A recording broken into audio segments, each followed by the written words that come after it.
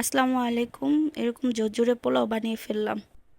প্রথমে আমি তেল দিয়ে দিলাম, সাথে একটু ঘি, সাথে তেজপাতা, এলাচ, দারচিনি, কিছু পেঁয়াজ কুচি দিয়ে দিলাম। পেঁয়াজটা কিছুটা লাল হয়ে আসলে 2 চামচ রসুন বাটা দিয়ে দিব।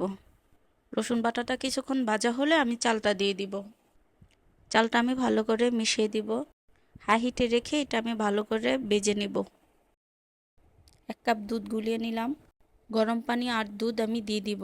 যেহেতু আমি 4 কাপ চাল নিয়েছি, সেক্ষেত্রে আমি 8 কাপ পানি দিব। এখন ভালো করে এটা আমি হাই হিটে রেখে মিশিয়ে নিব। এখন চুলাটা আমি একটু লো হিটে করে দিব। কাঁচামরিচ আর সাথে কয়েকটা কিশমিশ দিয়ে দিব। এখন আমি এটা ভালো করে মিশিয়ে দিব।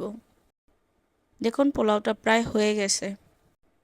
এখন কিছুটা বেরেস্তা দিয়ে এটা আমি দমে রেখে দিব। তারপর নামিয়ে ফেললাম।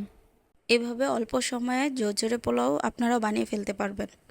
ধন্যবাদ সবাইকে।